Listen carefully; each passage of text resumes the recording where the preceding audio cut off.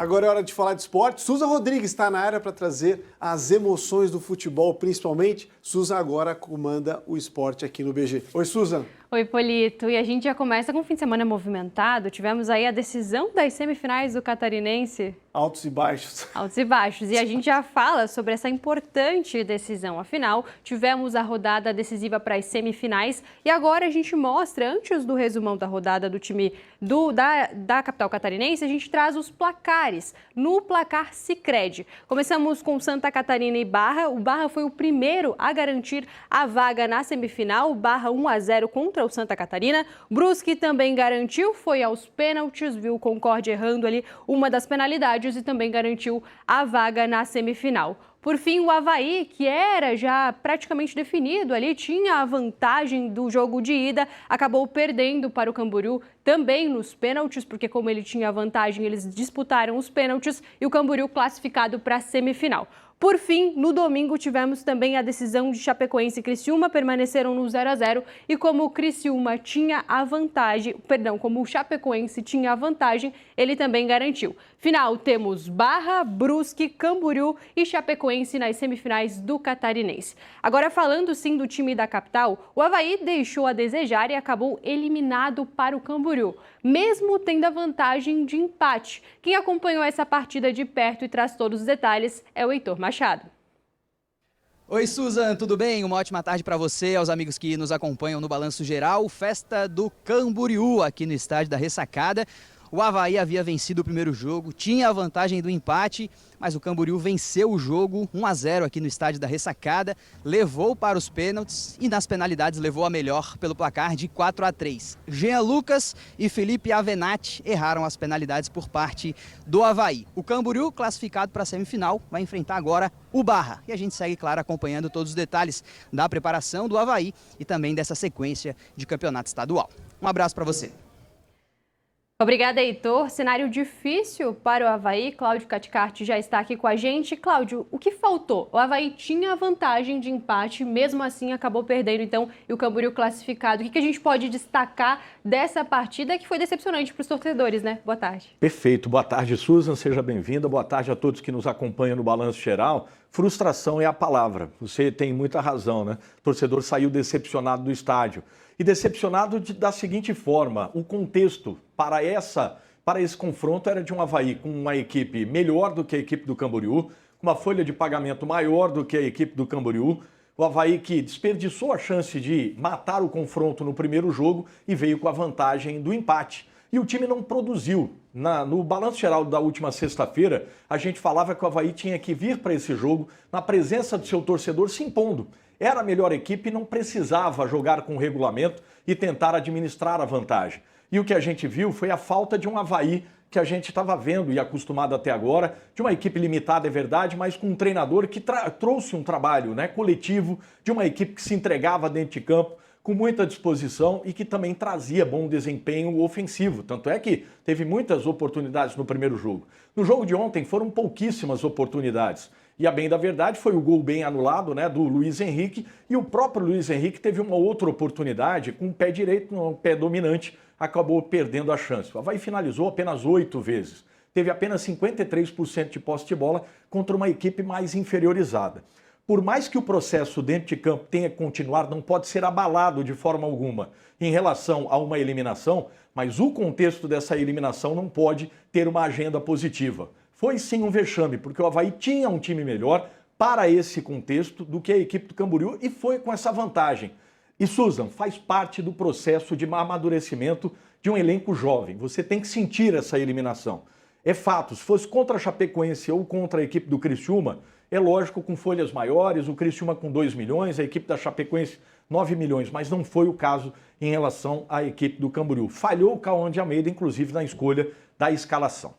E, Cláudio, se a gente olhar para um cenário aqui dos times da capital, tivemos esse resultado do Avaí, decepcionante, como você disse, e tivemos também o Figueirense. A gente teve um bom resultado lá na sexta-feira, no último jogo, mas no dia de hoje temos Carlos Renault e Marcílio Dias pela quadrangular. Precisamos que o Figueirense seque um pouquinho ali para a gente conseguir um bom resultado, né?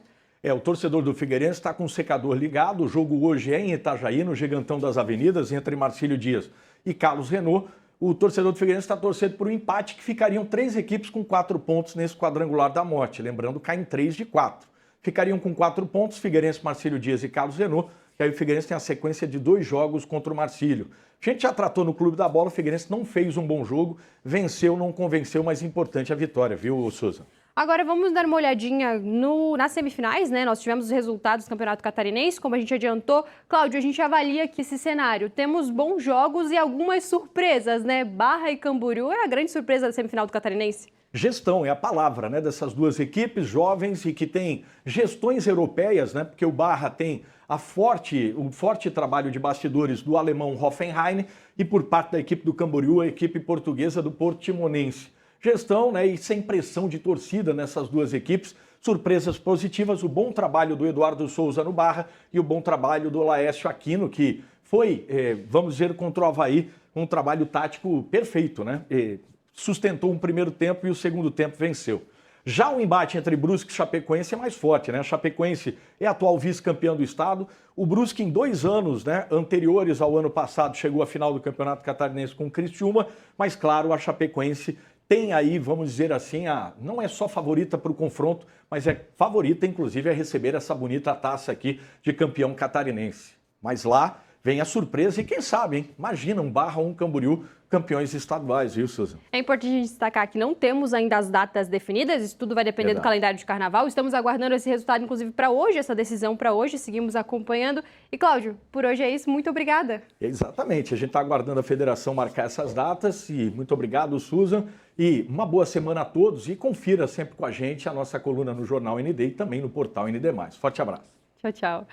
E agora a gente muda um pouquinho de assunto, indo para as quadras de vôlei. Isso porque a Elase, representante de Floripa na Superliga B, enfrentou o Araguari no fim de semana e venceu. O primeiro set no ginásio Mário Brum Negreiro, em Minas Gerais, foi bem disputado e quem levou a melhor foi a equipe de Floripa, vencendo pelo placar de 25-23. O Araguari, com o apoio da torcida, foi para cima e conseguiu deixar tudo igual. Levou o segundo set por 25-21 e repetiu a dose no terceiro set, 25-21, também se colocando em vantagem na partida pela primeira vez. Só que depois disso, a Elase mandou no jogo. O quarto set terminou com o placar de 25-21 para o time de Floripa e o quinto e decisivo set ficou em 15-11 para o Elase. Vitória por 3-2, a equipe da capital está na 6ª colocação da Superliga B e esta foi a 6ª vitória em 10 jogos disputados. A próxima partida da Elase será na quinta-feira contra o APAD de Belém do Pará. A gente ainda fala do circuito, né, do 37ª edição do Circuito do Veleiros da Ilha, que se consolidou aí como a maior edição da história, em número recorde de embarcações, atletas e também clubes. A gente acompanha todos os detalhes dessa competição agora.